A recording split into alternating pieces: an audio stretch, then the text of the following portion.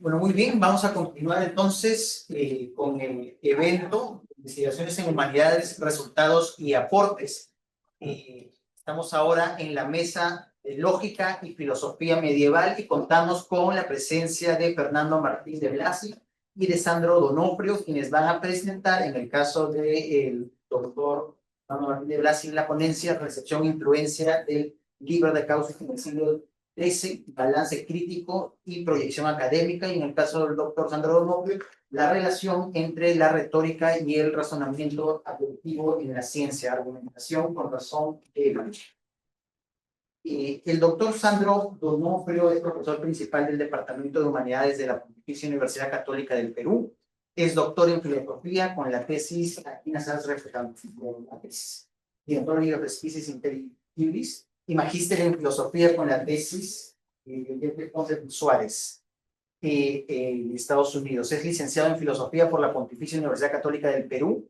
Se ha desempeñado como docente de la Facultad de Estudios Generales Ciencias, la Facultad de Estudios Generales Letras, la Facultad de Letras y Ciencias Humanas, la Escuela de Posgrado de la PUC y ahora en la Facultad de Derecho.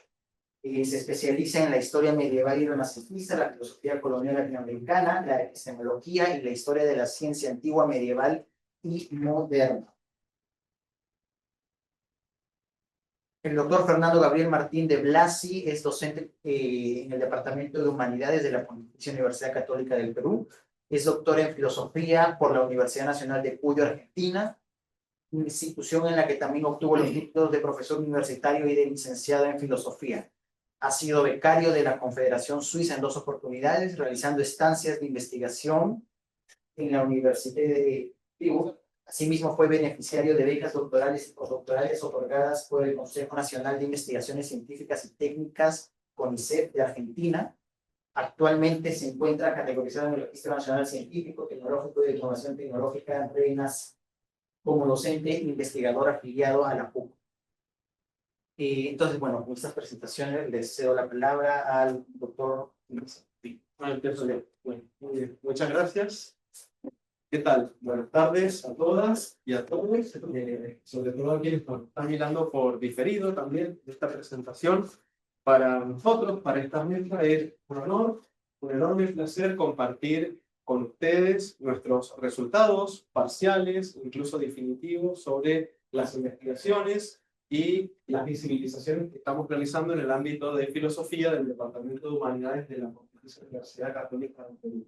Sobre todo agradecer a todo el Vicerrectorado de Investigación, a la Dirección de Fomento de la Investigación, a las personas del vicerrector, el señor doctor Ismodes, y a todo el equipo que ha permitido, sobre todo, la realización y la gestión de estas jornadas que son tan necesarias y tan útiles para la transferencia de nuestros conocimientos en la universidad. Bien, bueno, mi presentación se titula Recepción e influencia del Liber de Causis en el siglo XIII, balance crítico y proyección académica. Voy a detenerme sobre todo, y no voy a ahondar en el contenido específico, porque eso ya ustedes lo podrán ver o visualizar o leer incluso en ciertas publicaciones de las cuales voy a hacer mención enseguida. Yo voy a hacer un breve raconto de lo que es el eje transversal, la metodología y los objetivos que guían esta investigación, pero sobre todo me voy a detener en poder ofrecerles y compartir con ustedes algunos resultados y algunas líneas o perspectivas de análisis a las que hemos arribado y de las que esperamos seguir continuando en vistas del año que viene. Bueno, en este sentido, a ver. Sí. Sí, me parece que hay. Perdón, estamos en filosofía. No, con esto, no, está preguntando con otro. A ver, ahí está, perfecto, exacto. Bueno, ahí está, listo, vamos. El eje de la investigación que atraviesa, digamos, todo nuestro trabajo consiste en el desarrollo de un análisis histórico, crítico y hermenéutico sobre el proceso que implica la recepción, la asimilación y la influencia intertextual del Liber de Causis.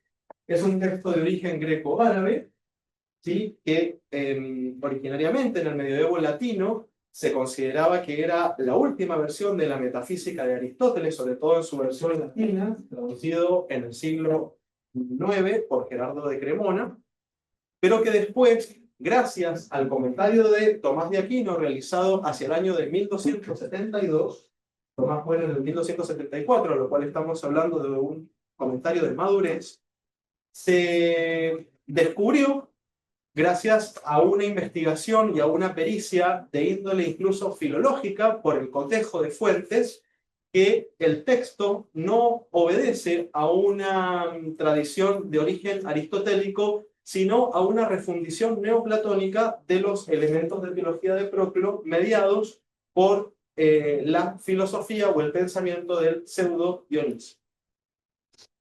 En este sentido, nosotros pretendemos ver a partir del comentario que hace Tomás de Aquino, de qué manera este texto original o esta fuente originaria es reinterpretada y, sobre todo, asimilada en función de nuevos contextos y de nuevas categorías sociohistóricas. La metodología, ustedes la están pudiendo visibilizar en la presentación.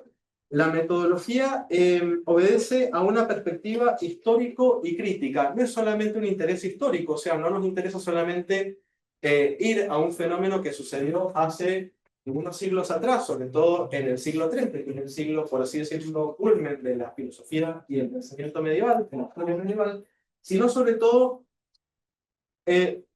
tratar de descubrir o de advertir de qué manera ese fenómeno de la recepción y de la reinterpretación nos puede ofrecer la pista para poder comprender hoy, aquí y ahora, algunas estructuras o fenómenos análogos que se produjeron, sobre todo, en nuestra América o en el Perú virreinal, digamos, de la época del siglo XVI y XVII, en función del fenómeno de la producción de conocimiento que hubo aquí, a partir de, digamos, una experiencia histórica y social que implicó, en función de un contexto que tiene que ver con la evangelización y con el encuentro de culturas y la sinergia de lenguas, la emergencia y la cristalización de textos en latín, ¿sí?, que se materializaron como documentos destinados a la enseñanza y al aprendizaje de la filosofía. Y sobre todo de la filosofía con contenido medieval. Entonces, ¿de qué manera? No solamente buscamos repetir lo que sucedió en el siglo XIII, a partir del comentario de Tomás al Liber de Causis, sino en función de ese fenómeno, de qué manera poder interpretar otro fenómeno que sucedió aquí en América para poder revalorizar lo que fue aquí la producción del conocimiento. Esto obedece también a una perspectiva epistemológica en la cual nosotros consideramos que aquí en Lima, por ser la capital virreinal, siglo XVI y XVII, en el barroco hispanoamericano, hubo producción de conocimiento genuina y no repetición, hubo una asimilación acrítica de saberes que venían directamente de Europa, exportados del globo. Bueno, el objetivo de nuestra investigación concreta, sobre todo del comentario, de investigar el comentario de Tomás Saldívar, es sobre todo analizar desde un enfoque histórico, crítico y hermenéutico de qué manera el comentario de Tomás no es una recepción histórica, sino también una transformación conceptual sobre los modelos de causalidad, en concreto la causalidad eficiente, ejemplar y final, en virtud de las cuales Tomás reinterpreta todo el esquema aristotélico causal o el esquema, digamos, que había sido desarrollado por Aristóteles, mediado por la tradición neoplatónica o, mejor dicho, platónica, porque los neoplatónicos se consideraban a sí mismos platónicos. Los objetivos específicos son tres. Fundamentalmente, expondrán críticamente las influencias y menciones teóricas de la causalidad de Tomás de Aquino, y de cómo nos recibe respecto de sus fuentes directas o indirectas, en este sentido fundamentalmente los textos del pseudo Dionisio, los elementos de teología de Proclo y el documento fundamental que se comenta, que es el Liber de Causis, a través de la versión latina de Gerardo de Cremona. Los elementos de teología de Proclo habían sido traducidos por Guillermo de Morbecca y otras personas. También pretendemos ver de qué manera se puede reconstruir y explicitar el sentido y el alcance y la relación entre los niveles de causalidad eficiente, ejemplar y final en las fuentes analizadas, sobre todo de qué manera la eficiencia comienza a tener una preponderancia sobre la ejemplaridad y la finalidad propias de la filosofía platónica, y de qué manera distinguir continuidades y rupturas en torno al concepto de influjo causal que le viene a Tomás o a Laquinate en parte de una línea o una corriente de pensamiento que obedecen a, sobre todo, al pensamiento de Avicenne, ¿sí? Bien, la noción de influjo causal o de influencia es un término propiamente que tiene ribetes más propios del pensamiento árabe. Bien, y ahora, sin entrar tanto en el contenido de las investigaciones, me gustaría compartir con ustedes algunos resultados que hemos desarrollado a lo largo de este año de investigación, desde el 2024 hasta el presente. En primer lugar, hemos podido categorizarnos en el RENACIT. Después hemos obtenido el reconocimiento a la investigación financiado por el Vicerrectorado de Investigación por las publicaciones transferidas en el 2024. También, junto con el profesor Donofrio, quien está aquí al lado mío y enseguida lo va a comentar, hemos postulado a un presupuesto institucional de fortalecimiento académico para el desarrollo de un evento académico que fue evaluado y aceptado y acreditado. Y por último, también hemos podido obtener el Fondo de Apoyo a la Investigación para asistir como conferencistas al Coloquio Internacional de la Sociedad Internacional de Estudios Medievales que se desarrolló en Buenos Aires este año. Bien, en cuanto a la producción académica y la visibilidad científica, bueno, ahí pueden ver unas imágenes, sobre todo el afiche que hemos preparado para el coloquio y algunos resultados del reconocimiento de la investigación. Las publicaciones que han sido, por así decirlo, categorizadas o reconocidas o transferidas, obedecen sobre todo a 3 instancias. Hemos podido publicar artículos en revistas indexadas, en Scopus, sobre todo 2, y algunos otros en revistas que no están indexadas en Scopus, pero también tienen su visibilidad en el ámbito académico. También hemos podido publicar un libro y editar otro, junto con unos capítulos de libro. Y además también hemos colaborado con partes de libros en otras publicaciones. Aquí las pueden visualizar en la presentación, están ahí mencionadas, pueden encontrar también en internet y algunas imágenes de las publicaciones ofrecidas, ahí las tapas de los artículos y de los libros en los cuales hemos participado. Después también hemos podido participar, asistir como expositores a reuniones científicas, tanto aquí en el Perú como en el extranjero, sobre todo en Argentina, en Chile. Hemos participado de manera virtual o remota en coloquios que se han realizado en España, en Colombia, y también en... Bueno, eso. Y hemos podido participar como comentaristas en algunas instancias o conferencias que se han dictado, que se han desarrollado aquí en la PUC en el ámbito de las actividades extracurriculares. Es importante también que nos han realizado una entrevista que se ha publicado a través de YouTube del Grupo de Investigaciones de Hermenéutica de la Universidad Nacional de Mar del Plata, y también como transferencia a la docencia, y por este término, algunos podemos seguir de los eventos en los cuales hemos participado. Como transferencia a la docencia, en nuestras facultades de Letras y Ciencias Humanas y de Estudios Generales Letras, hemos desarrollado sobre todo 2 actividades concretas con el aval y el auspicio de los consejos de las facultades y sobre todo de los decanos, el doctor Hernández y la doctora Rosas Lauro, en función de un conversatorio de actualización del pensamiento filosófico medieval. Ahí me están diciendo que ya tengo que ir redondeando, ya termino. Un conversatorio en el cual hemos invitado a 2 expositores internacionales que nos están ofreciendo porque el conversatorio se está desarrollando ahora en octubre, con el objetivo de fortalecer la formación o la capacitación extracurricular para los cursos de filosofía, de temas de filosofía antigua y medieval.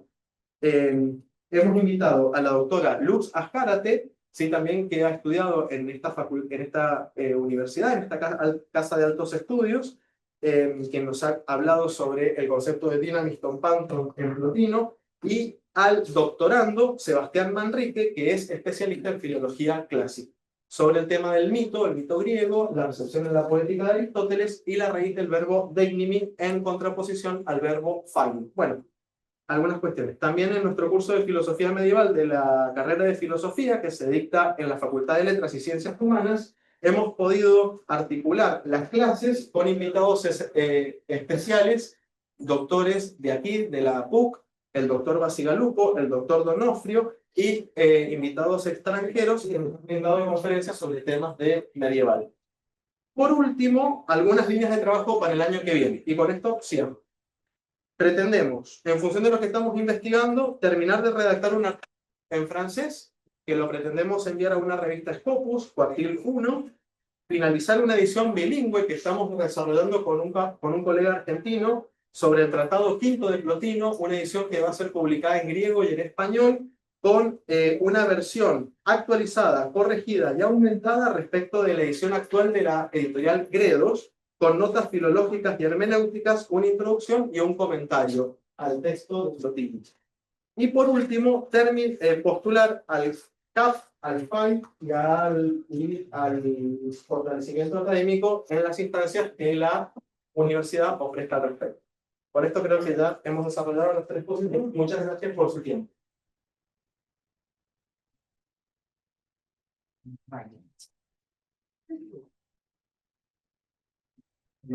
Sí, perdón, me presenté, te voy contando un poco. Lo que yo voy a hacer más bien es exponer mi investigación, ¿no? He cogido un poquito esta modalidad de ver cómo se concretizan las investigaciones en unidades, ¿no? En el evento que estamos presentando. Y más bien ahora lo que van a ver es una investigación, un curso, ¿no es cierto? Lo que yo he estado haciendo sobre este tema. Bueno, les agradezco a todo el rectorado la posibilidad de poder conversar aquí y, sin más, comienzo con mi exposición. ¿Ok? Bien, lo mío se trata acerca de la retórica, el razonamiento deductivo y la ciencia. Empezó hace mucho tiempo, precisamente cuando comencé a investigar la historia de la dialéctica. Terminamos con encontrarnos un poco el uso de la retórica en la antigüedad y ahora el uso de la retórica en la época contemporánea. Entonces, tienen ahí un montón de diapositivas y tienen que ver con lo último que he estado buscando. Partimos de que la concepción de verdad ha cambiado, caído, se ha transformado a raíz de un cambio en nuestra crisis del paradigma científico. Entonces ya no buscamos la verdad última de las cosas. Nos hemos dado cuenta de que cuando decimos que tenemos la verdad última de las cosas, por ejemplo en la ciencia, podemos estar hablando realmente sobre cosas que pueden estar acercándose a la verdad, pero que no son exactamente la verdad última de las cosas, como se puede ver en el cambio del paradigma científico. Digamos, desde una perspectiva kantiana, ¿no? Y popperiana, nosotros podemos hablar acerca de los fenómenos de las cosas, pero en realidad estamos limitados por la experiencia y la experiencia puede enrostrarnos que tenemos una aproximación a la realidad totalmente distinta.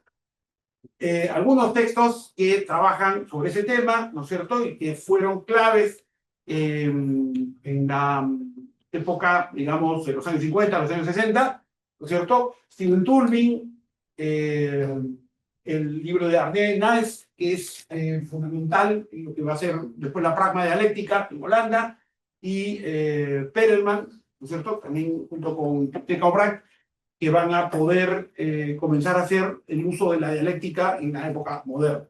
Toda esta crisis entonces que se vive en los años 50, 60, la podemos encontrar nosotros reflejada hoy día con la visión que tiene el realismo científico acerca del conocimiento. ¿Qué es lo que nos dice el realismo científico? Ustedes pueden imaginarse, el realismo científico es la rama más dura de la filosofía de la ciencia. Lo que dice es que nosotros encontramos el conocimiento allá afuera.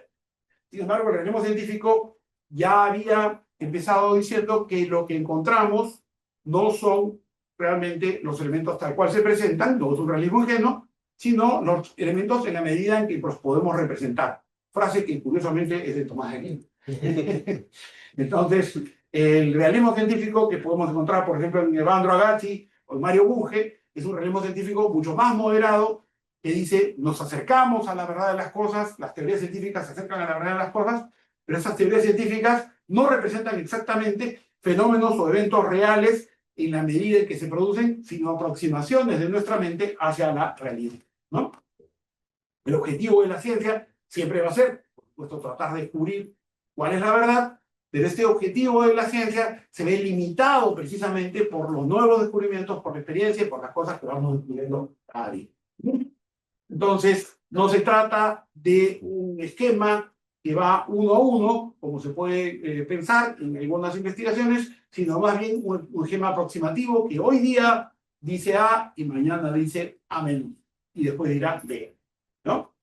Es un panorama que pueden encontrar ustedes en internet, están las referencias, si no me equivoco, sobre cómo se muestra el realismo y el antirrealismo en cuanto a las teorías científicas. No hablamos de realismo ni la ciencia, y cómo entonces hasta el realismo naif ha caído, y lo que tenemos es el realismo científico, que es el que estuve hablando hace un momento, el realismo estructural, que ya modifica mucho más las teorías científicas sobre la base de lo que podemos encontrar, y en fin, tenemos el antirrealismo, ¿no? Podemos ustedes encontrar más o menos el pensamiento de Kuhn, y de los relativistas y de algunos otros quienes dudan acerca de cuál es el uso de las teorías científicas como objetos de la realidad y más bien son como instrumentos acerca de la realidad, como dice el instrumentalismo, ¿no? Bien, en ese caso entonces el realismo abandona un poco sus pretensiones de que hayan una correlación uno a uno entre los conocimientos y la realidad, y más bien comienza a ceder al instrumentalismo, que lo que dice es somos una interpretación que ordena la realidad de determinada manera. Dentro de estas reflexiones, por ejemplo, tenemos la epistemología evolucionista o el naturalismo dentro de la filosofía. Ahí como exponentes, ¿no es cierto? Tenemos a Cordero, esta frase, ¿no es cierto? No podemos entender la racionalidad científica sin ser primero conscientes del pasado y presente racionales de la ciencia. La ciencia es una actividad racional que cambia conforme va cambiando, ¿no es cierto?, los conocimientos. Una vez hecho esto, podemos tratar de entender el uso del concepto contemporáneo de una razón, que ya no es la razón, una razón, entre comillas, atendiendo a la manera en que los planteamientos, los problemas, las posibilidades, los métodos, los fines, etcétera, se consideran exitosos y libres de dudas, y como tales ideas vienen a juzgarse pertinentes para problemas específicos. Ya no tenemos, pues, entonces, esa pretensión racionalista, totalmente abrazadora, de que vamos a comprender totalmente el mundo. Sin embargo, no hemos abandonado el proyecto, dicen los realistas científicos, de que podemos captar el mundo en gran medida en la forma en que funciona, ¿no? Entonces, las prácticas científicas nos llevan, por supuesto, como bien decía Popper, a esta racionalidad científica tal y como funciona, pero lo que encontramos en estas prácticas científicas es la parte de la investigación que yo estoy desarrollando. El razonamiento no es inductivo, como ahorita tenemos la inteligencia artificial por razonamiento inductivo, no es deductivo como se usó, ¿no es cierto?, prácticamente el conocimiento desde la modernidad, ¿no es cierto?, hipotético deductivo, sino más bien el trabajo del científico parece ser abductivo. ¿En qué sentido es la abducción? El razonamiento deductivo, para los que no lo sepan, una breve introducción.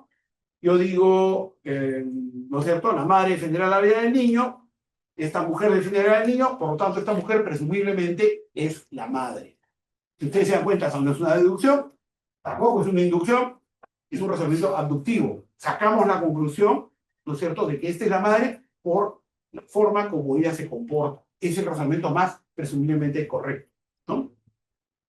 Para esto hay mucha literatura en el mundo anglosajón y en el mundo hispano sobre cómo funciona este razonamiento deductivo, como por ejemplo John Wood, ¿cierto?, reorientando la lógica de la deducción, que insiste en el carácter forense de la ciencia. La ciencia lo que hace es trabaja como una herramienta del foro, de la discusión, de la crítica. No trabaja simplemente como determinando, sino más bien sacando conclusiones de los resultados. voy a saltar esta cita porque no nos vamos a parar nunca, se cita el foro, y en ese contexto yo me pregunto si puede la retórica ayudarnos a trabajar con el razonamiento aductivo de la ciencia. Aquí es donde entra mucho mi trabajo, porque la retórica ha sido considerada, ¿no es cierto?, simplemente como un parloteo que evita llegar a la realidad. Un parloteo que lo que hace es, más bien, distrae de la realidad, ¿no? Entonces el rey le dice a su hijo, tú no te preocupes, tú solamente estudia retórica, que es el modo como vas a convencer a los demás.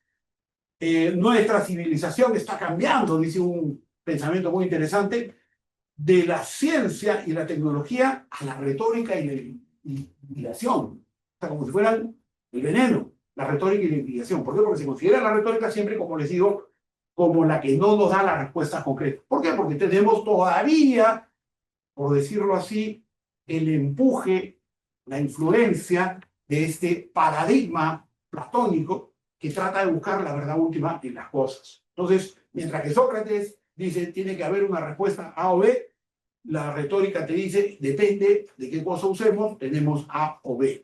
Los retóricos son, ¿no es cierto?, el de humo. Por ejemplo, en este libro sobre el lenguaje corporal, comunicación persuasiva y retórica, ¿qué es lo que nos enseña? ¿No es cierto? Aprende oratoria, eficaz, asertividad, empatía, negociación, programa neurolingüístico, que se sabe que es una cosa totalmente falsa, y cómo analizar a las personas leyéndolas como un libro. Es decir, la imagen de la retórica es que la retórica solo sirve para engañar, ¿no? Para gobernar y estafar.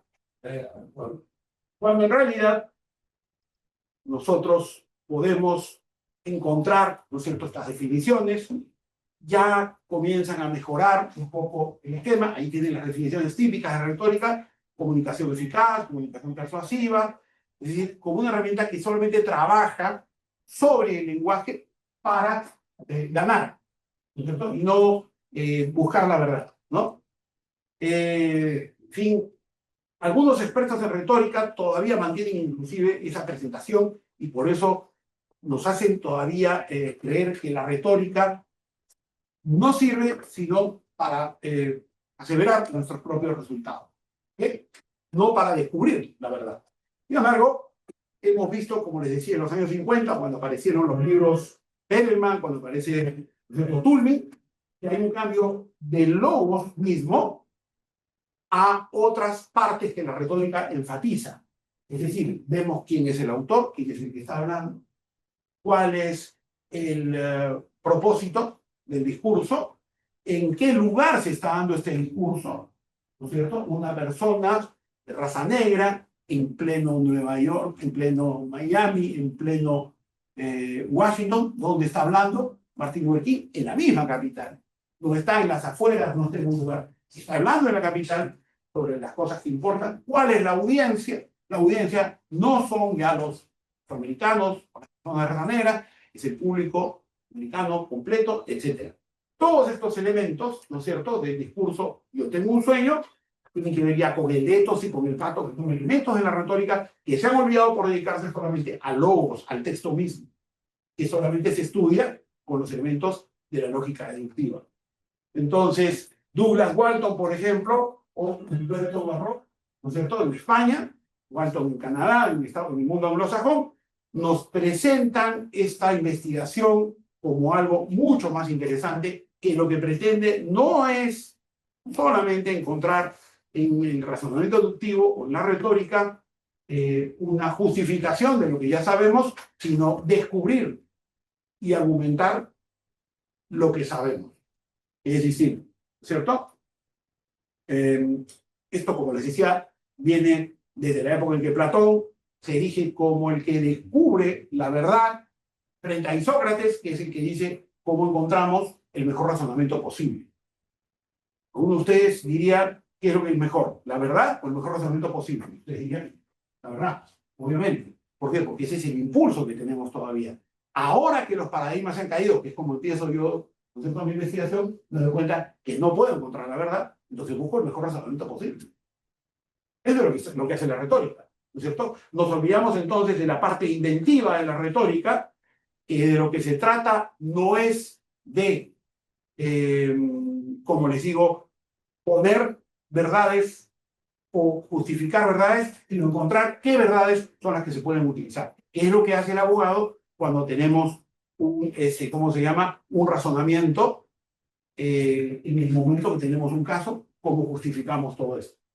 La lógica abductiva, como les decía, que trabaja con la ciencia, en realidad se está utilizando entonces también dentro del juzgado, dentro del foro, precisamente para poder encontrar cuáles son las respuestas a las interrogantes más grandes de la ciencia. Esa misma lógica deductiva se encuentra en la invención, en la invenio de la retórica.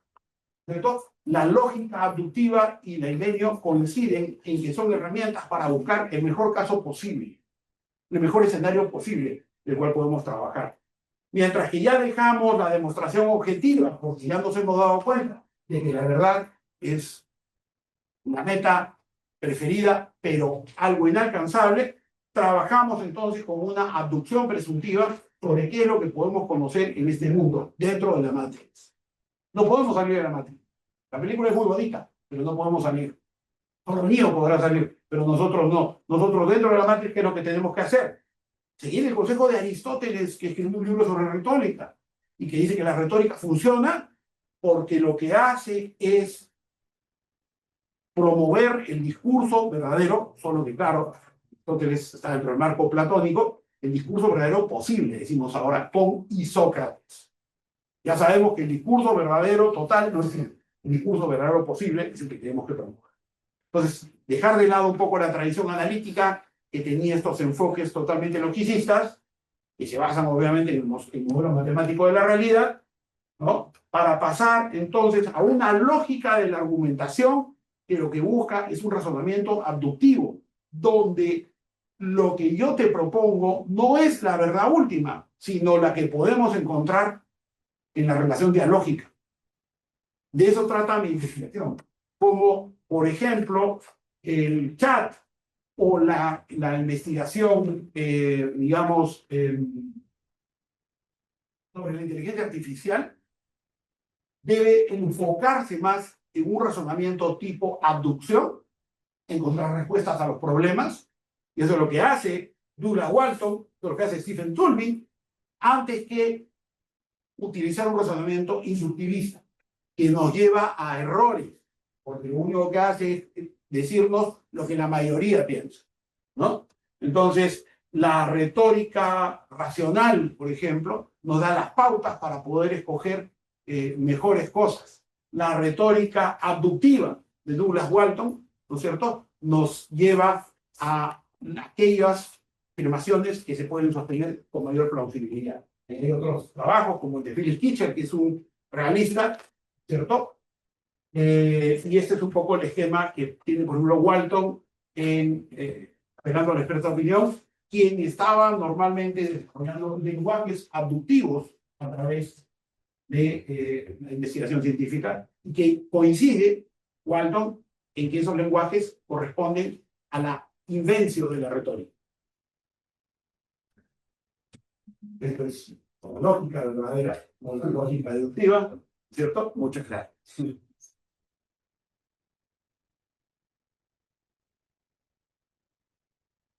Espacio para preguntas. ¿Alguien del público tiene alguna pregunta? ¿Alguna duda, algo que aclarar?